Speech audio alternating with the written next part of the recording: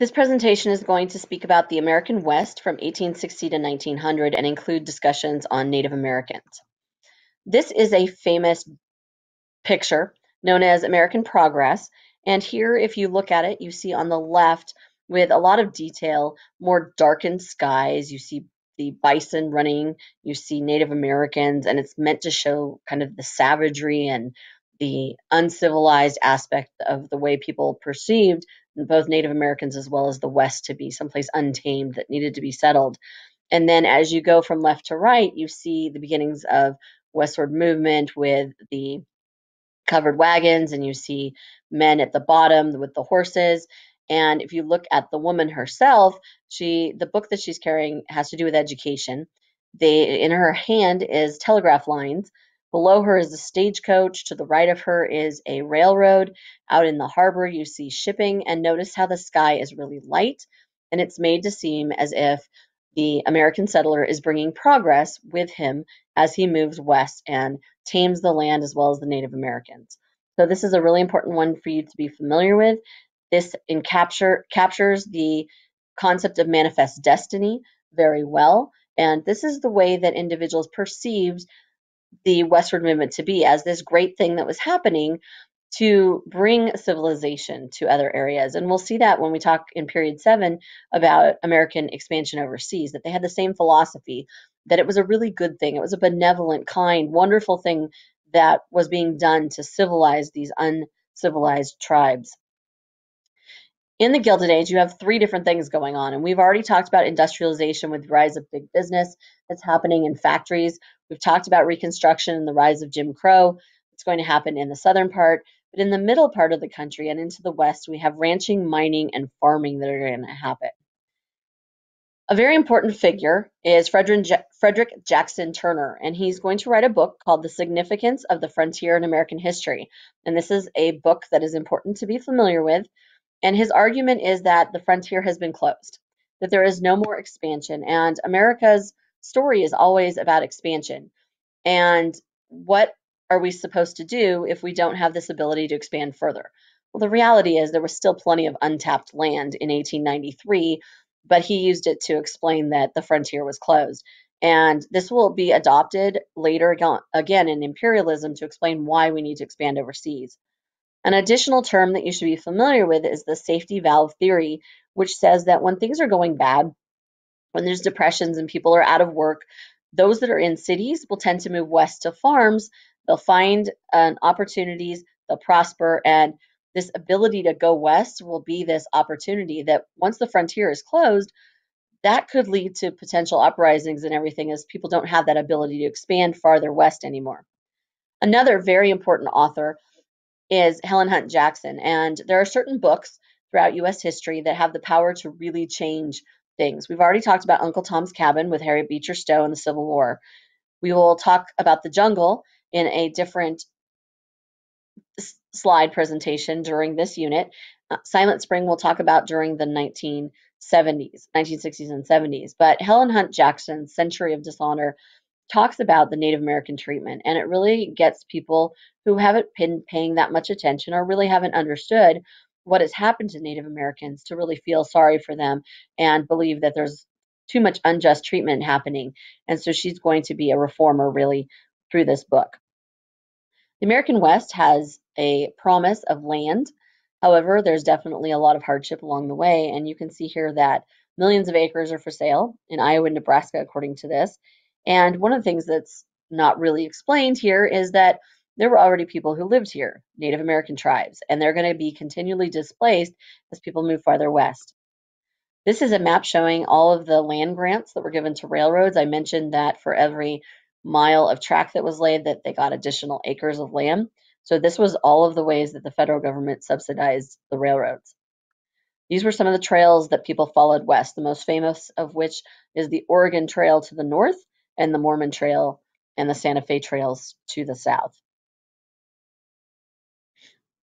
The West, again, farmers, ranchers, and miners are the ones that are going to be settling this frontier at the expense of Native Americans. Mining was an attraction in the West, and instant towns would grow up. And you can see on here where there's gold mining regions, particularly probably the most famous is Sutter's Mill in California, which set off the gold rush there. But you can see that there were other areas. Silver mining is huge in Nevada. They find the Comstock lode is a special group that they found. But mining also included copper mining, and Montana was an important area for copper mining, as were other areas. Cattle ranchers on the open range, these are some of the cattle trails, and they would go on these long drives, taking them from one area to another for feeding and to have an opportunity to munch on the grass and everything, and then they would be brought back when they were ready. So again, the long drive, I just explained, one of the problems with cows was that they were beginning to wander and they were destroying a lot of people's crops, and so they started using barbed wire fences to keep them in. Mining, I already mentioned the Comstock lode. I'm going to skip a couple of these things just because of time. Once the mines were closed, ghost towns sprung up, and there are places in the West, such as in Montana, that there's nothing there. It's just a town that's been forgotten. And what started out as small mining companies eventually becomes huge corporations that dominate. And there are still some copper mines and there are still some huge mines that can be found throughout the United States. And then farming also expands.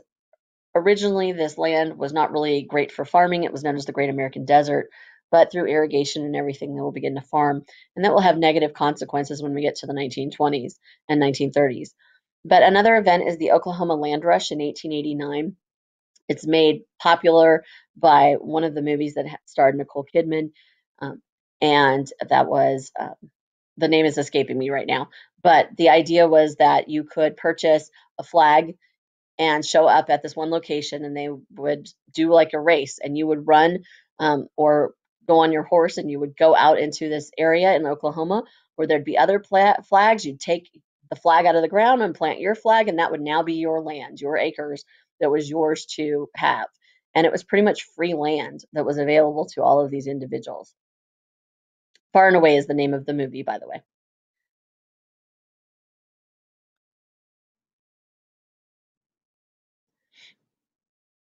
The farming bonanza begins in 1862 when the U.S. government offered the Homestead Act, which we've already covered, which gave 160 acres of land to families who promised to live there for 5 years. Now, we're going to have Indian wars that are going to come up, and there's going to be a change in American policy to moving Indians onto reservations. And some tribes will sign peaceful treaties with the U.S. government and give up their land in exchange for other promises, but some will fight. And life on reservations was pretty bad. There were corrupt Indian agents who took advantage of other Indians. This is the Native American territory that had been reduced by 1890. All of the purple are the reservations in which they were allowed to live. And keep in mind, they used to have this entire land. Beginning in 1862, the U.S. Army began some violent conflicts with Native American tribes. These together are called the Indian Wars, and the policy was to force these tribes onto reservations and to secure these western lands for white owners who would want them. And all tribes were eventually forced onto these reservations. The traditional ways of life of Native Americans were endangered. They weren't able to do the same things because the landscape was different. And settlers now had the best western lands. Native Americans in the West, there are a couple of major battles to be familiar with. The Battle of Little Bighorn, where the Sioux surrounded and killed the U.S. Army Division led by Custer, and Wounded Knee, where Indians were killed to stop a performance of a ghost dance ritual, which I'll come back to in a minute.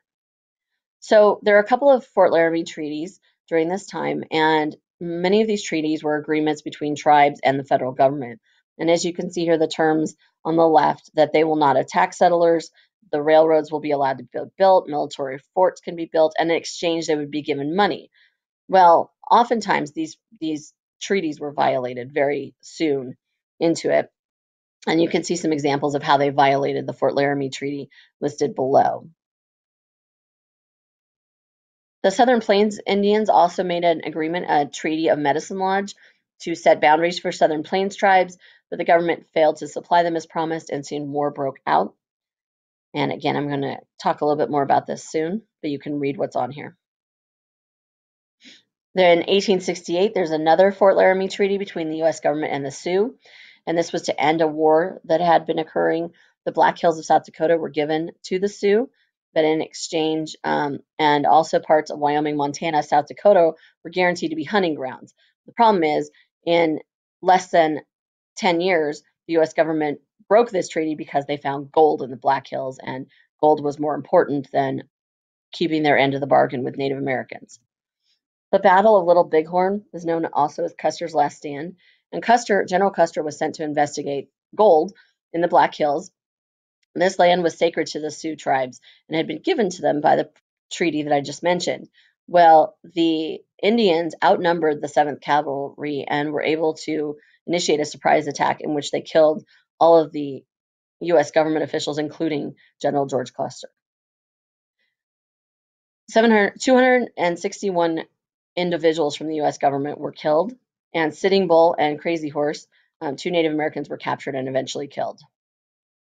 The ghost dance is that there had been a death of Sitting Bull, who had been a leader of the tribe, and the person who was next to be installed, yes, his name is Bigfoot, really, and he was placed on trial by the government, and the government was stationed at the camp above Wounded Knee, and they were just supposed to be awaiting orders and not really doing anything.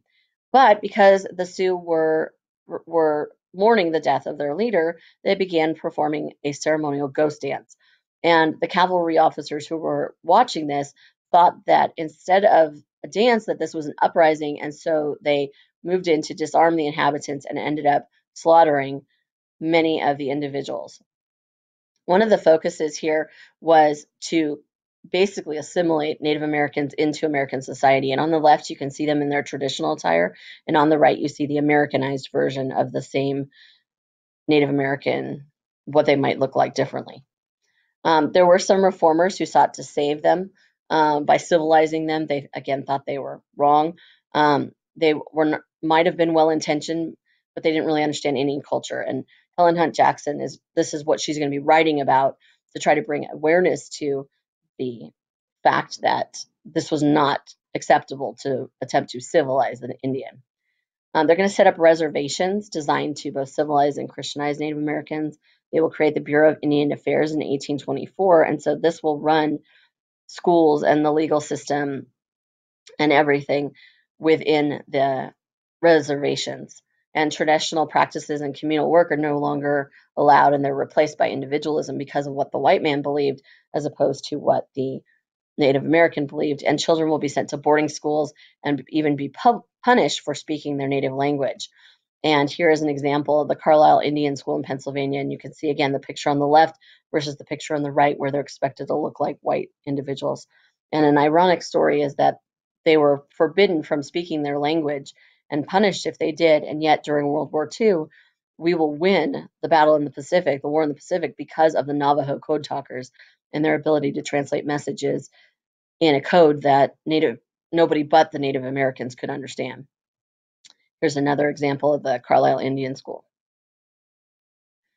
One of the problems that's going to happen is the near extinction of the bison, and bison were hunted for sport by the white men. They wanted their furs, and they pretty much then just left the bison to rot out on the plains, where the Indian tried to use every single aspect of the animal if possible. And if they felt that they had to kill an animal, then they would use everything for survival for themselves, as opposed to the way the white man would just hunt it for sport and then leave it to rot. And so this caused conflicts between the two individuals. And it was so bad that you can see here in 1865, there were 15 million buffalo. Bison, we know, is the correct term here. And by 1890, there were only 1,000. And again, because they were hunting them. Here's another picture of just a bunch of hides, bison hides. And just a drawing that shows that the railroads was another reason that the bison went near extinct. The Dawes Severalty Act is a very important act to know. In 1887, it broke up reservations, and the idea was to stamp out the need for tribes, that they would become individuals. Each household would be given 160 acres. You could pick your own land, but it was held in trust with the government for 25 years. You would become a citizen if you gave up your tribal ways after 25 years. But really what it did was to reduce Native American-owned land tremendously and open up the land to white settlement. In theory, all Indian tribes would be abolished. They would establish Indian reservations where they would get land, they would learn to farm, and they would become American citizens. However, in reality, Indians were never given farming equipment or training to become farmers. Much of this land was bought by land speculators who then sold it off to white settlers. The reservation conditions were atrocious. There was disease, malnutrition, poor sanitation, and even today, some of the most poverty-ridden areas where people don't have very good education, where there's a lot of alcoholism, are on reservations today. And school teachers taught Indians that their own way of life was wrong, and nothing will be done to really improve the situation until the New Deal in 1934 during the Great Depression. This is this picture shows some of the land lost by Native Americans over time, and really they only retain that orange area of reservations. And here's another example of territorial loss.